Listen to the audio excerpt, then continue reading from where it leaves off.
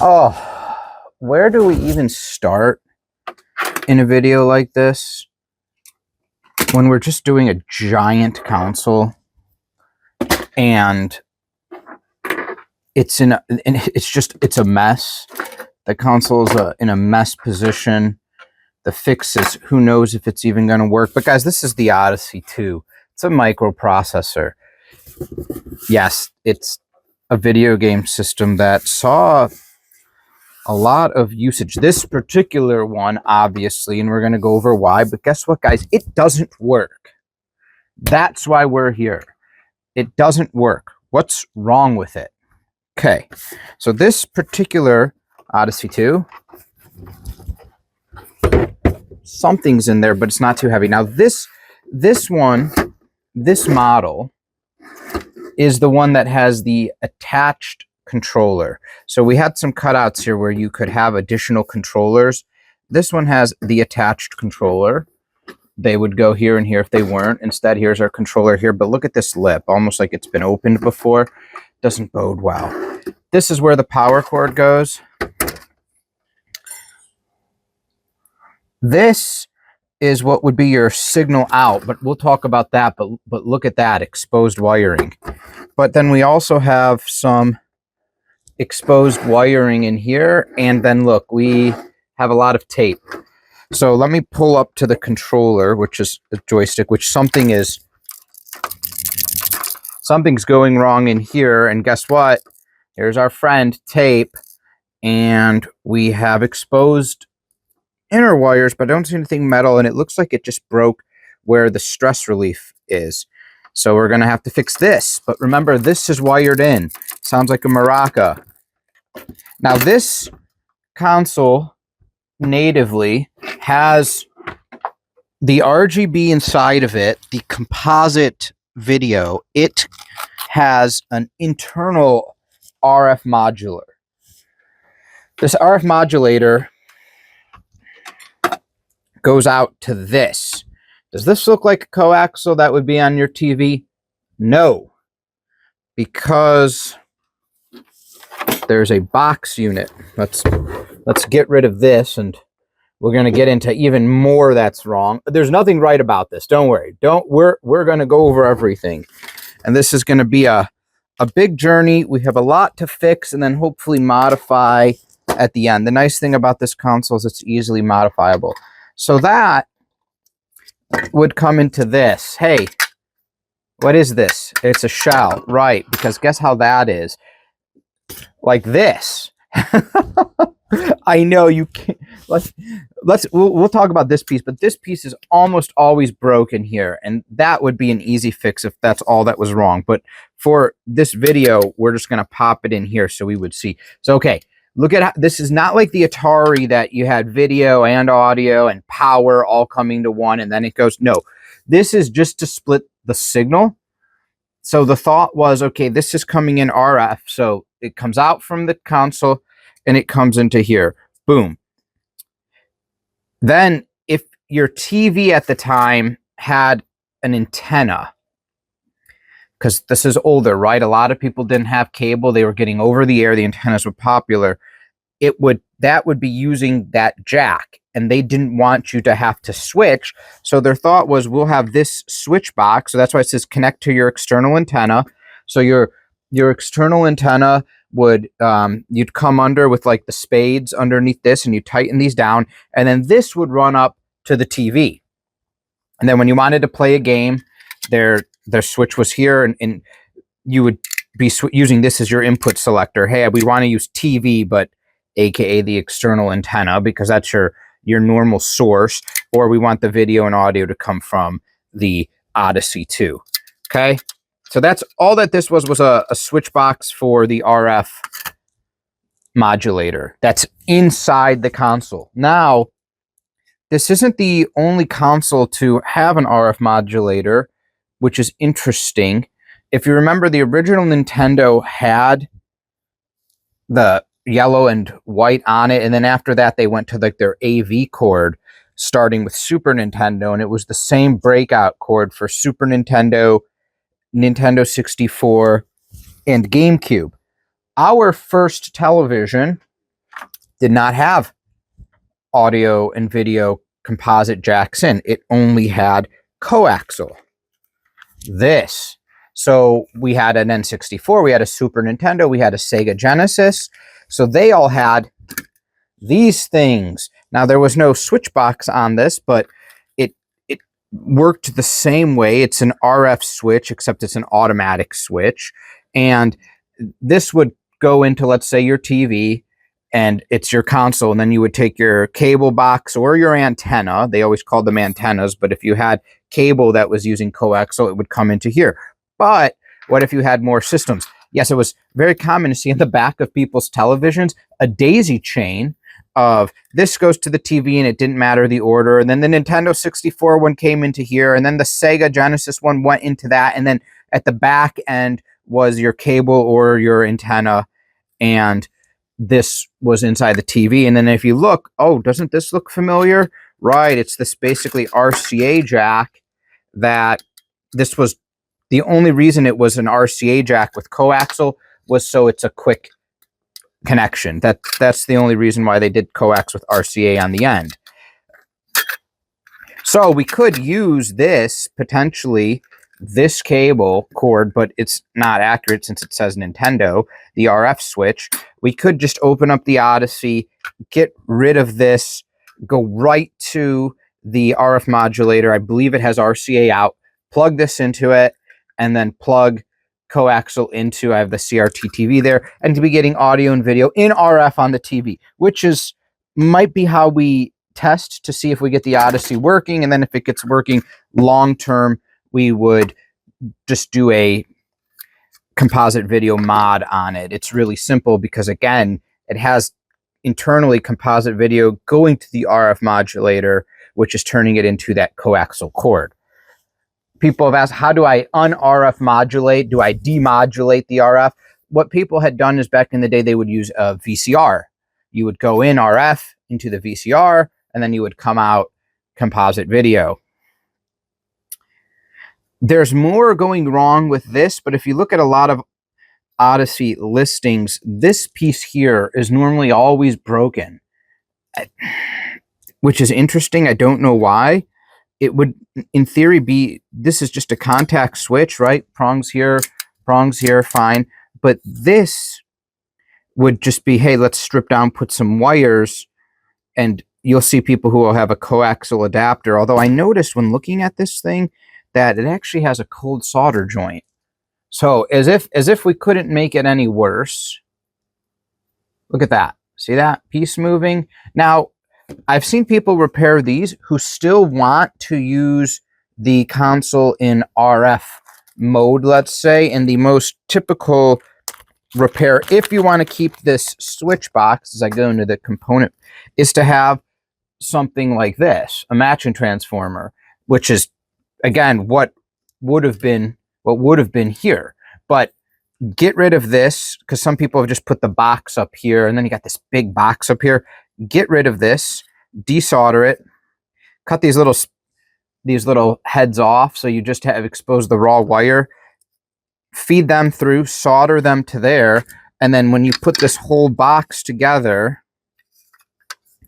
like so, this goes in here. There's a little cutout here, right? So instead of having this stick out through that cutout, this would stick out.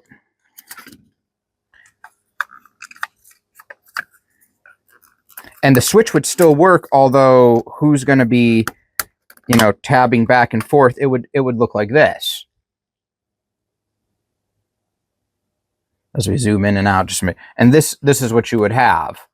And then it would just have your coaxial would come from here and go into RF on the TV. But that's going to be RF signal, and again, you're just downgrading it. But that would be a way to preserve this box and preserve this interesting piece, which is what we're going to do, although this is not integral in testing the Odyssey. So let's move that out of the way. Now, I don't think we've even gotten to the most interesting part, which is that one piece we haven't talked about yet, The power cord for the Odyssey. Where is it? It's here. See this? This is what goes into that barrel connector, right? That barrel jack on the back of the Odyssey. But guess what's on the... So where's the power supply? That's that brick that would be on the other side. It's here. Ah, that's right.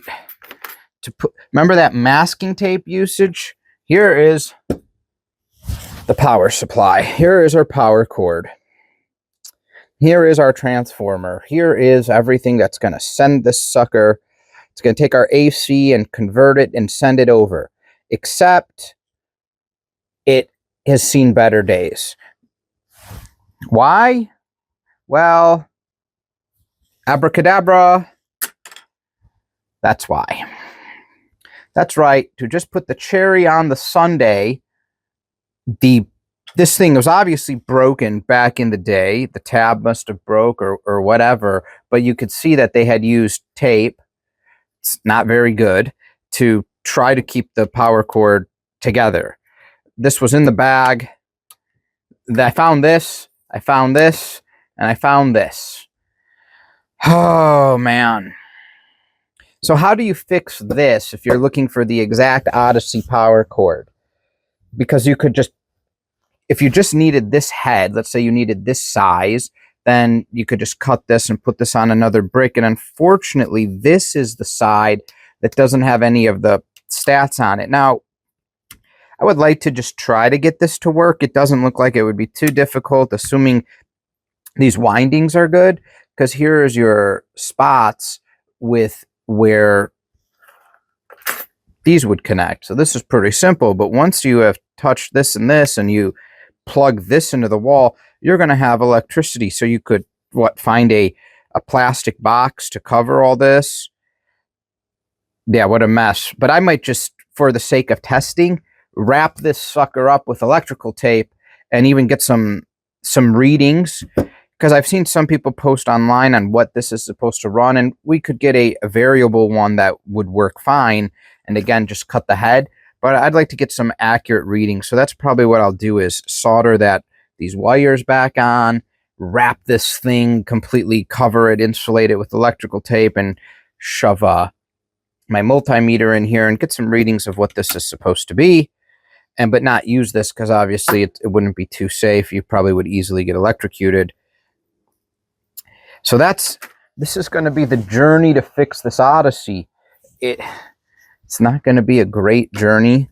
I think it's going to be a long journey, but I think we'll go through this journey together, and maybe we'll get a working Odyssey.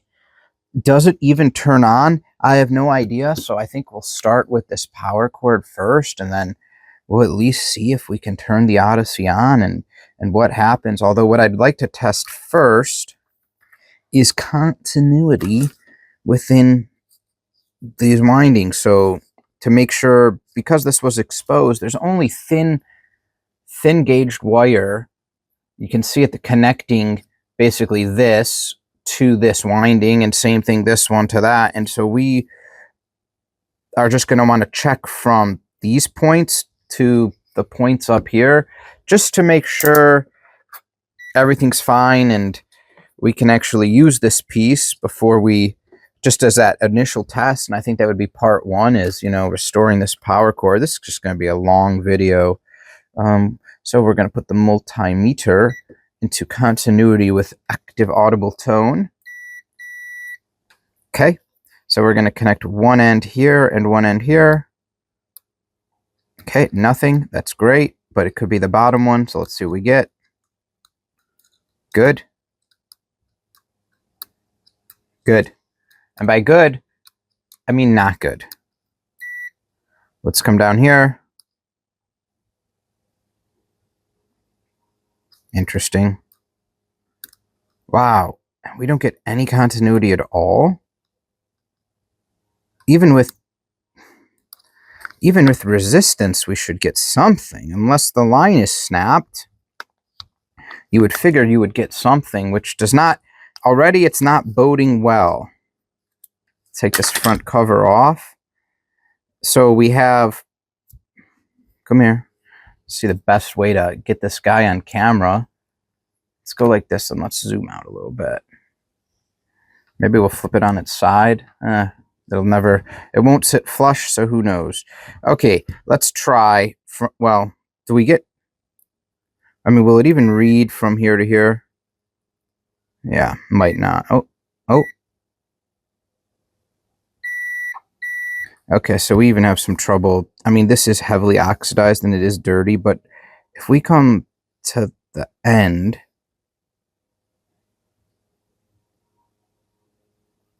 will we get anything?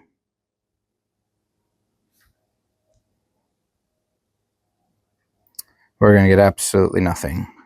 So the best way to, and I didn't think we would, but so the best way to check this thing is going to be to put it together, plug it in, and see if we get electricity. Great.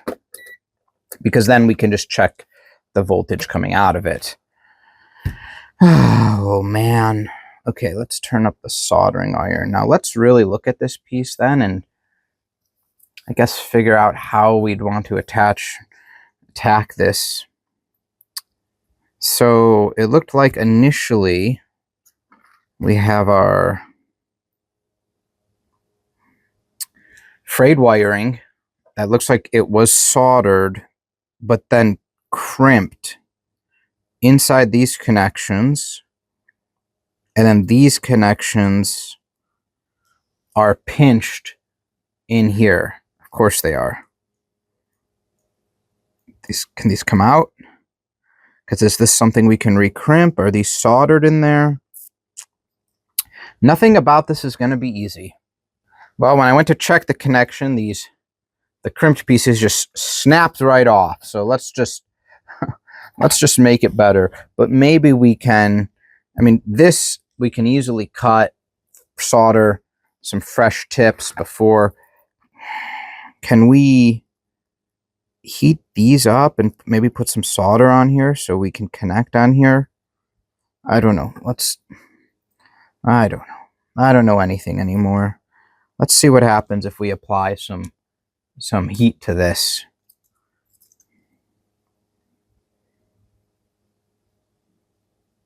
Okay, things are getting shiny. Oh yeah. Okay. I think, let's come over here. I think we'll be able to just solder right onto there. That's well, that's a good sign. So let's prep these with some fresh ends, and we'll see what happens. I don't know, guys. This power supply, this could seem better days, but again, if we can just use it to get some readings, it's really all we're after. Split these more. And I don't want to expose a lot of this wire.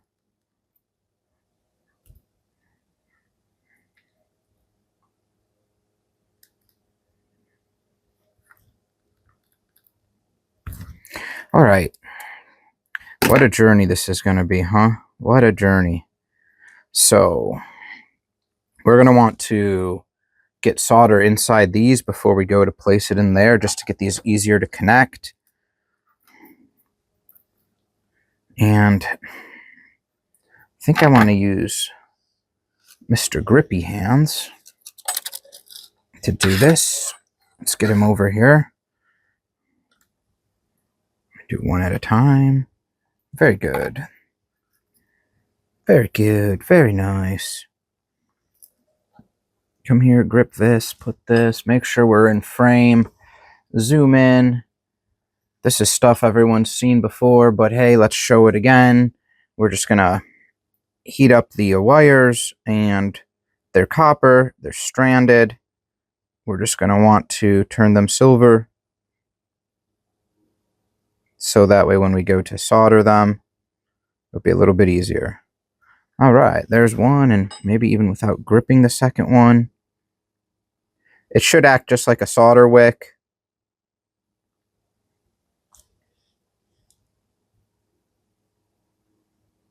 Excellent.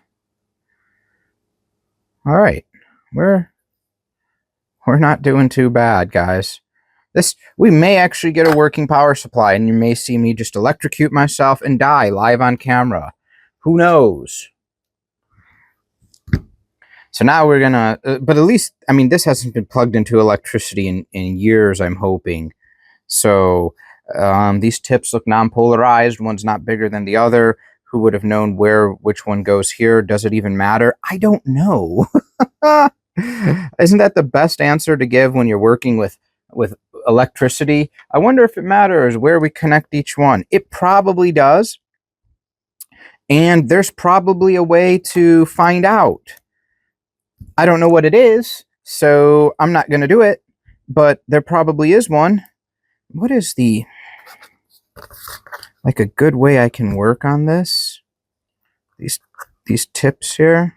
Maybe I lean this back against this box. Yeah, okay. This power supply is going to be a pain doing this, but who cares? So let's just go ahead and add some fresh solder to where we're going to be putting these. And of course we tipped it over, because why wouldn't we? This is going to be an absolute nightmare. Okay, there we go. Just be gentle. There we go.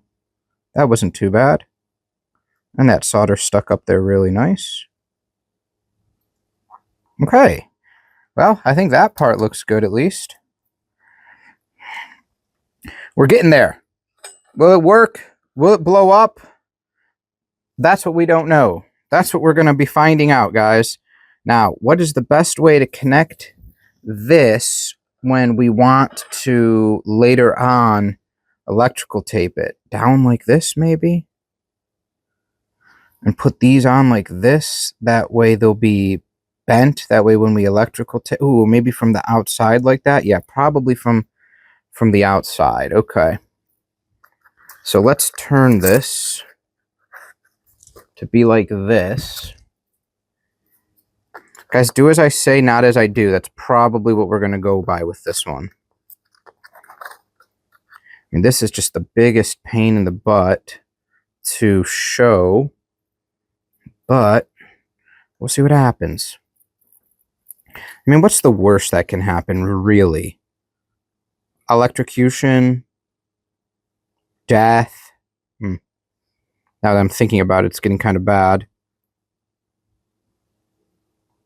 So we're going to heat up the copper wire and the pad. There we go. Yeah. Okay. And just make sure you guys will hold it here until the solder hardens. And then we'll do the same thing to the other side. Now, like with most things, guys, it's probably way easier to do when not filming yourself. We'll heat that way we can bend it down. But yes, I'm sure filming is making it more difficult because I'm trying to keep things in frame and, you know, put on a good show. Show you guys how I kill myself, maybe. Okay.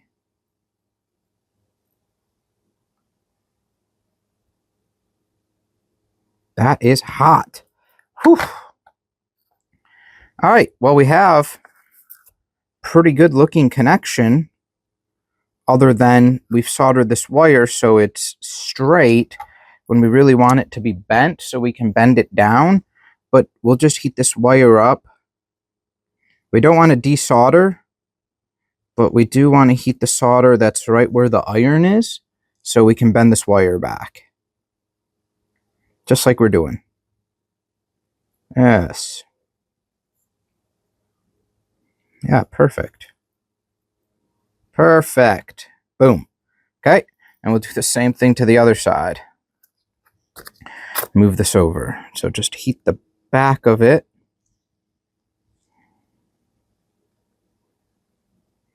Just so we can bend you down.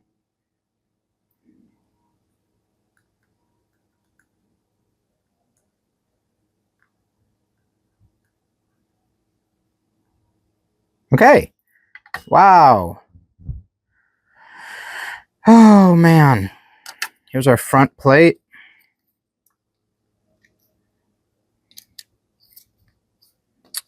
And you know, why did I think that those windings were on the back? Who knows?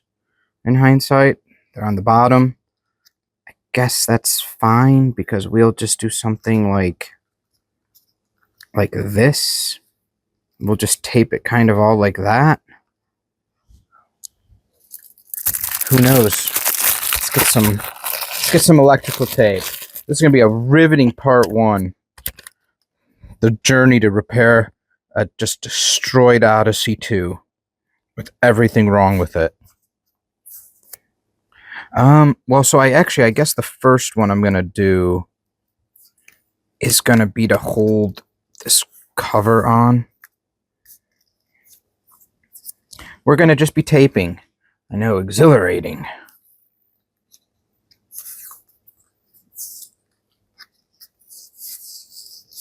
We'll just go around a couple times. Okay. All right. Now, hypothetically, we could test it just like this, but this is where we die. And I'd rather not. So I'm going to go like this. So we're going to put this for the start. We'll put this one here. We'll take this across. Now we want to have all that wiring down there.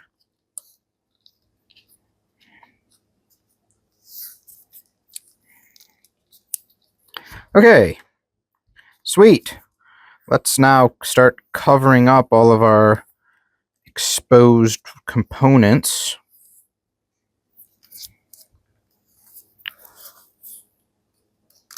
Oh yeah, this is borderline better than factory.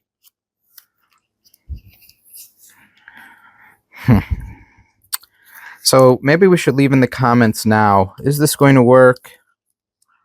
Will this explode? Ooh, I like that. That's a good question. I don't think it should explode. But, you know, there's a lot of things that I don't think, so. When in doubt, tape. Tape, tape, and more tape. Because what could go wrong? The more tape we use, I figure it'll just be more insulation, so the less I'll get electrocuted. Oh, this is just turning into a mess, as we kind of knew it would.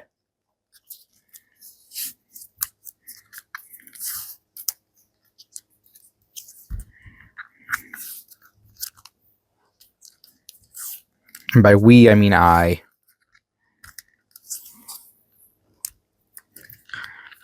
Well, I think we'll go one more around the front like that and end it around the back here. This is, I don't even know if this thing was as good when it came out new. Now there's a little bit of wiring exposed here that I don't like, and we'll go ahead and cover that up. Do. With going in on an angle like this. Yes, those angle pieces. Those are the ones. We'll just go around it one more time.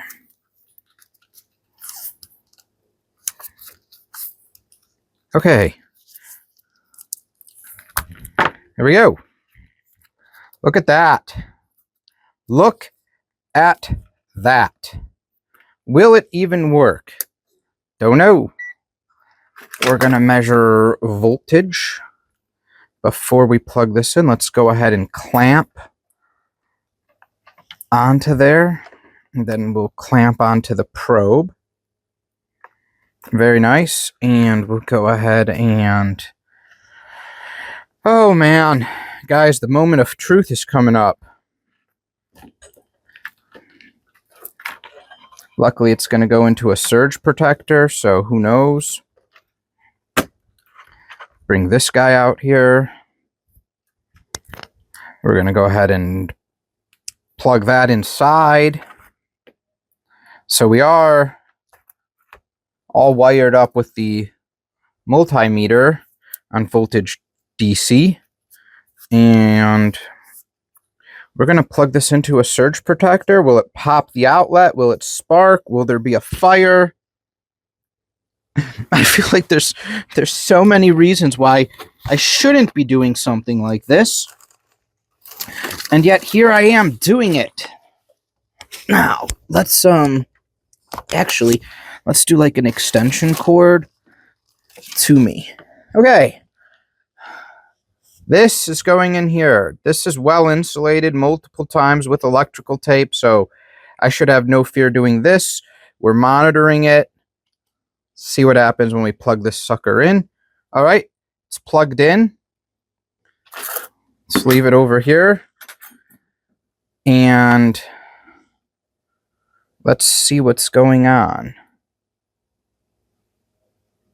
We may not have a good connection inside.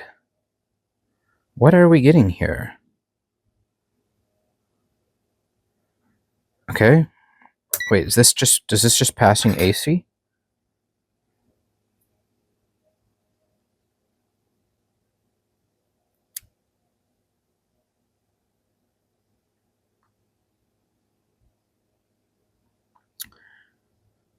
Fascinating. Well, it's not blowing up. Doesn't seem great. This should be, this is coming into a barrel connector. This should be direct current.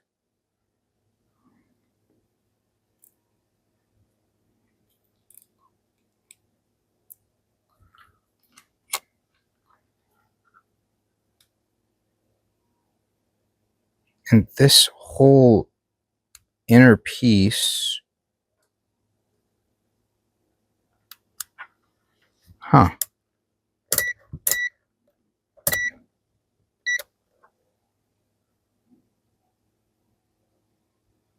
13 volts. Interesting. Well, I have no idea if it's going to work or not. We're going to find out if the Odyssey turns on. To be honest, I'm a bit perplexed by the readings. I'm not sure what's going on there. Get the multimeter out of the way. It's not hot.